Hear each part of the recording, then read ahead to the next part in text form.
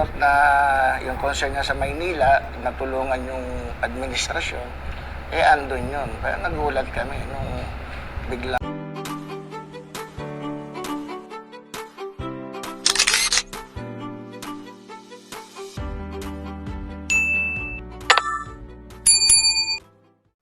Welcome back sa aking YouTube channel. Para sa mga first time lang po na manood, please click mo na yung Jeremy's TV Manila. Anyway guys, wala nang pong bayad o libre lang. Tulong mo na lang din sa kapwa mo. Alright? Thank you very much po. Sa topic natin po today's video, ang sabi ni Mayora, scripted daw o peke ang sigaw ng Manileño na bumalik ka na Yorme. Yan ang sabi ni Mayora. Pero bago yan guys, syempre wag natin kalimutang i-shout out muna yung mga Iskonyas na taga Maynila at nasa labas ng Maynila. Ang dalangin ko po ay nasa mabuti kayong kalagayan at salamat sa walang sawang suporta sa ating channels. So lahat ng mga Iskonyans, mabuhay po kayo and love. Alright guys, ito na nga. Yan yung sinabi ni Mayora na scripted nga ba talaga yung pagkasigaw ng mga Manileño na ayon sa kanya. Narito guys, ipapanood ko muna sa inyo yung video tapos ituloy po natin ang ating reaction, alright? So narito na po ang video. Na yung concern niya sa Maynila, natulungan yung administrasyon, andun yun. Kaya nagulat kami nung biglang, sa matter bang mga June, pinakita ko sa iyo kanina yung text niya na nanghingi siya ng guarantee letter pa sa akin ng June 18. Then mga June 20, June 21, magkakaharap pa kami. At huwag kayong maniwala sa naririnig nyo, hindi tayo pwede maglaban-laban para tayo magkakapatid. Then pag-iwalay namin ng dinner na yun, nandun siya sa isang lugar sa district ko. At bumalik ka kami. Meron na siyang ganong mga kasama. May script na. Bumalik ka kami. Meron na siyang ganong mga kasama. May script na. Bumalik ka kami. Meron na siyang ganong mga kasama. May script na. So yun guys, napanood nyo, di ba? Matindi, di ba? Nagpakola friend pa itong si Mayora. Kasama pa itong si Congressman Roland Valeriano ng 2nd District. So napanood nyo guys na nagkukwento siya na magkakasama pa daw silang nag-uusap, di ba? So tapos sabi ng mga June 20 o 21, ang sabi nitong si Congressman Roland, magkakasama pa kami ng dinner na yon. Pagkatapos noon, ang sabi niya, umalis na siya. Nagpunta siya sa kabilang kanto, sabi niya. Na yun ang sabi niya. At sabi naman ni Mayora, at yun na nga, yung bumalik ka na, sabi ni Mayora, scripted na. Di ba? Di ba? Matindi, di ba? So, ibig sabihin, hindi pala totoo yun. Kung ang pakikinggan yung side ni Mayora, yung sumigaw na bumalik ka na. Actually, guys, sinahanap ko yung video na yun. Nakita ko na yun eh. Mga kalalakihan nga yung sumigaw noon nung pumunta si Yorme doon. At na sumigaw na nga sila na bumalik ka na. Hindi ko lang makita. Pero, ganun pa man, yung mga ibang video yung ipapakita ko sa inyo. Pero ano nga ba ang tunay na kwento dyan? Diba? Bago natin ipakita yung mga video, sasagutin mo muna ni mismong si Yorme kung ano ang nangyari, diba? Bakit siya napunta doon at sumigaw yung mga Manileño na ating mga kababayan para pabalikin nga itong si Yorme, di ba? So narito ang kanyang sagot, si Yorme. Alright? Narito na po. Diyos, nagmi-meeting kami kasi nagkaroon ng clamor. May isang video nasa pundo ko. Pumunta lang naman ako doon sa sunog eh. Naawa lang naman ako. I mean, District 2 hindi District 1. Nata ako lang. Nagsigawan yung utaw. Bumalik ka na. Kami bigla ako naalala ng mga to. For 4 months, hindi ako naalala ng mga yan. Okay lang. May trabaho naman ako sa tahanan. Diyos, nagmi-meeting kami kasi nagkaroon ng clamor. May isang video nasa pundo ko. Pumunta lang naman ako doon sa sunog eh. Naawa lang naman ako. I mean, District 2 hindi District 1. Ganito ako lang. Nagsigawan yung utaw. Bumalik ka na. Bumalik ka na. Sabi bigla ako naalala ng mga to. For 4 months, hindi ako naalala ng mga yan. Okay lang. May trabaho naman ako sa taas. So yan guys, napanood nyo, di ba? Malinaw, di ba? Malinaw ang kwento ni Yorme. Na tama yung sinabi ni Congressman Roland, guys. Na magkakasama nga sila nung araw na yon at siya umalis after nung kanilang dinner. Dahil, sabi niya, narinig ko may sunog dyan sa 2nd District sa kanilang sinasakupan. So, ibig sabihin si Yorme, naging concern na agad nung nabalitaan na may nasunugan. Pero itong congressman, naiiwan guys. Kumakain siguro, sarap, di ba? Sa kwento kasi nila eh. Pareho sila, sabi niya, kumakain daw sila, sabi ni Roland, na congressman, di ba? Kumakain, tama, kumakain. Ganun din sabi ni Yorme, kasama ko sila nung gabing yun.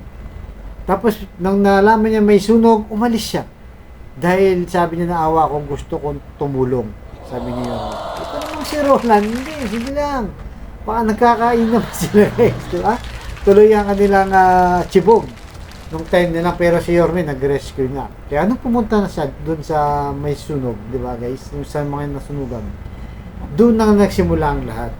Nakita ko yung video, gumagano pa ngayon si Yorme. Hindi ko lang mahanap ulit guys. Nakita natin na parang nahiya pa nga si Yorme nang sumisigaw sila na bumalik ka na. Pero ito namang si Mayor guys, naniniwala siya na scripted lang daw. So, ibig sabihin, pag sinabi mong scripted, bago pa pumunta si Yorme doon, ay may nag-abot na ng papel para sabihin, isigaw nyo to pagbalik ni Yorme na bumalik ka. Di ba? Parang gano'n na lumalabas eh. Para, kumbaga, ang mangyayari niyan, ipinababalik ako ng taong bayan eh.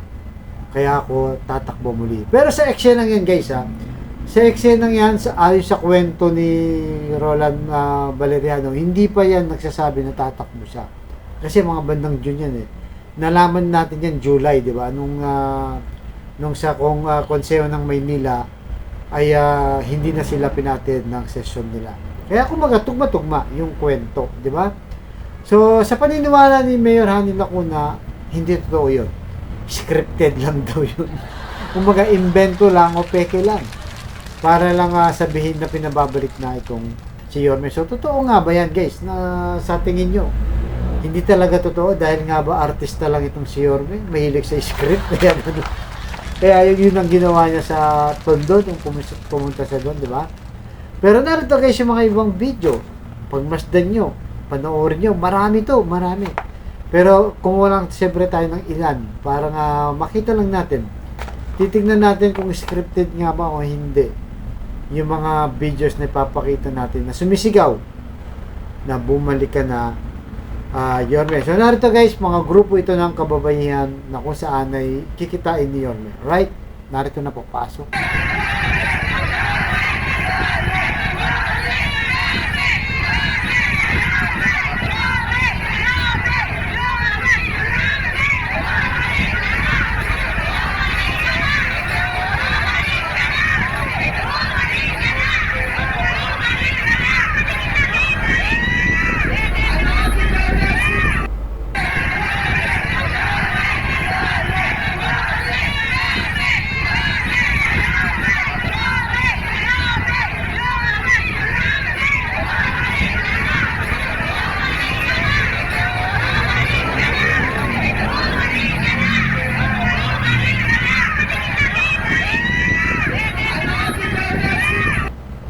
So yun guys, napanood nyo, di ba? Ano sa tingin nyo? Mukhang scripted ba yun? Nakikita ba sa mukha ng napipilitan lang, di ba? Nakita naman natin ang sasaya nila, di ba? Ang sasaya nila, kaya mas malabo pa sa sabaw ng pusit na scripted dyan. So, pangalawa guys, itong video naman ito, mga estudyante to. Hindi naman to butante guys, di ba? Hindi naman to butante para bigyan mo ng script para isigaw na bumalik ka na Yorme. So, narito guys, panoorin natin. Alright?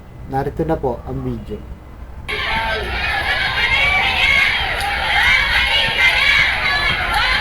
Estudyante.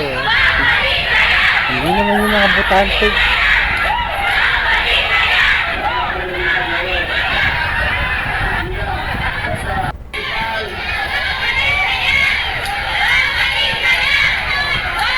Mga estudyante. Hindi naman yung mga butante.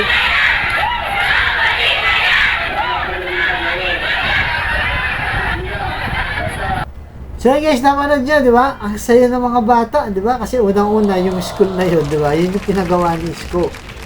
Na talagang hindi lang bata masaya dyan, mga estudyante, mga teachers, at siyempre mga parents, di ba? Na kung saan proud sila.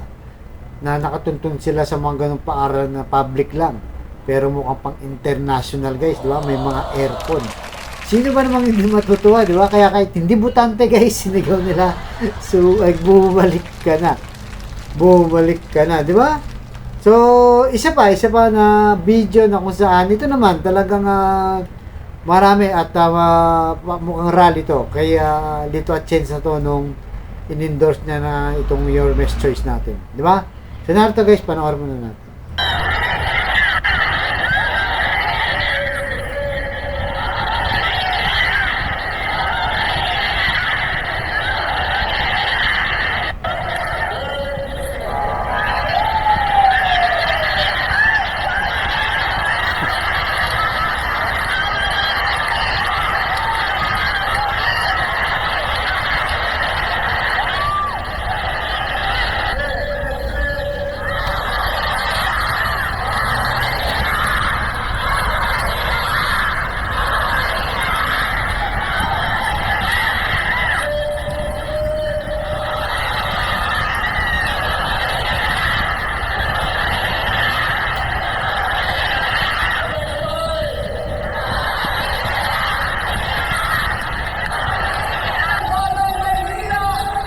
So yun guys, napanood nyo, di ba? Eh yun, talagang hindi may kakaila yun. Talagang rally, mukhang rally sa loob ng San Andres Complexion guys, di ba?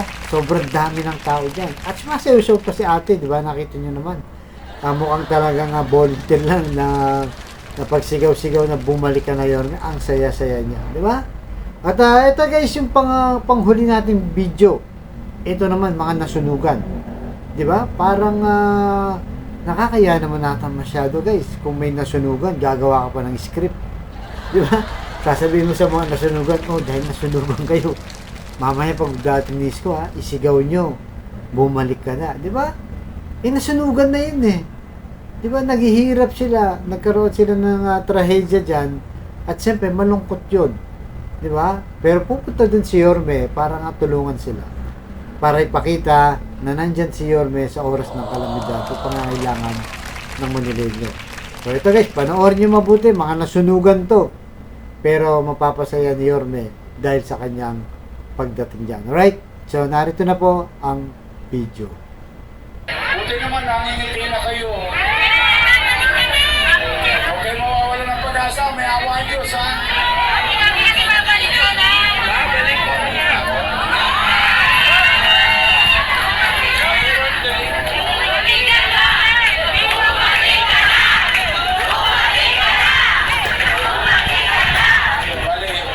Buti naman, nangingiti na kayo. Okay, mawawala ng pag-asa, may awa ang Diyos, ha?